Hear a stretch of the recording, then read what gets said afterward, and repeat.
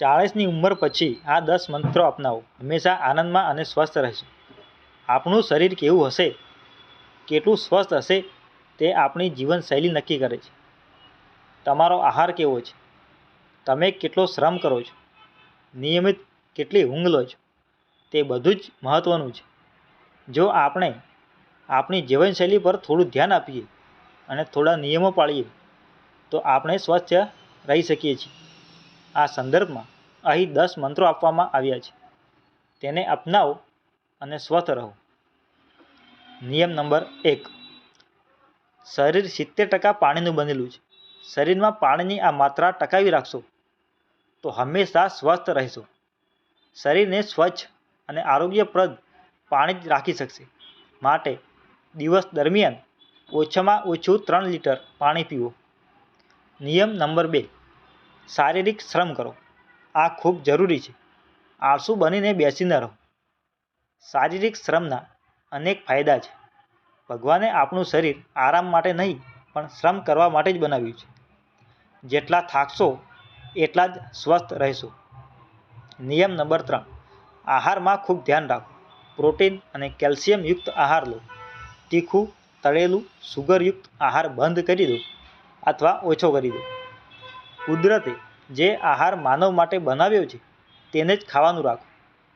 માનવે જે શોધ કરી, જેમ કે ખાંડ, તેલ ન ખાઓ અથવા ખૂબ ઓછું ખાઓ. નિયમ નંબર 4. પગ ચાલવા માટે છે, તેનો ખૂબ ઉપયોગ કરો. 40 વર્ષ ખૂબ ચાલવાનું રાખો. ચાલવા દોડવાનું બંધ કરીને આપણે આપણી શક્તિ ગુમાવી દઈએ છીએ. ચાલવાનું રાખો. આ જ સૌથી શ્રેષ્ઠ કસરત છે. નિયમ નંબર 5. કંઈ પણ બોલતા પહેલાં તેના વિશે વિચારવાનું રાખો. સ્વસ્થ રહેવા સારા સંબંધ રાખવા જરૂરી છે અને તે માટે જીભ કાબૂમાં રાખવી જરૂરી છે. બોલો ઓછું, કામ વધારે કરો. નિયમ નંબર 6. બહુ પૈસા પાછળ ન દોડો. જરૂર હોય એટલું જ કમાવાનું વિચારો. આજના યુગમાં તણાવમાં ન રહેવું હોય તો આ વાક્ય ધ્યાનમાં રાખો. નિયમ નંબર 7. હતાશ ન થાઓ. બહુ અપેક્ષાઓ ન રાખો. તમે ધાર્યું થાય પણ ખરું અને ન પણ થાય. આ વાતને સ્વીકારી લો. તમે બસ કર્મ કરો. સારું પરિણામ આજે નહીં તો કાલે જરૂર મળશે જ. આ જ કુદરતનો નિયમ છે. નિયમ નંબર 8. અહંકાર ન રાખો. બધું અહીં જ મૂકીને જવાનું છે. પદ, માન, હોદ્દા માટે અપેક્ષા ન રાખો. અપેક્ષા જ દુઃખનું કારણ છે. અહંકાર વગર પોતાની મસ્તીમાં જીવો. નિયમ નંબર 9. 40 વર્ષના થયા, વાળ સફેદ થયા એટલે વૃદ્ધ થઈ ગયા છો એવું ન માનો. સ્વયંને યુવાન ન સમજો. ખૂબ હરો ફરો, મજા કરો. બાળકો સાથે બાળકની જેમ મસ્તી કરો. આનંદમાં રહો. આ જ સ્વસ્થ રહેવાની દવા છે.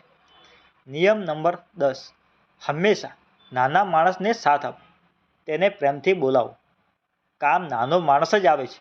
તો આ 10 વાતો યાદ રાખો. હકારાત્મક રહો. નક્કી તમારા જીવનમાં હકારાત્મક બદલાવ આવશે જ.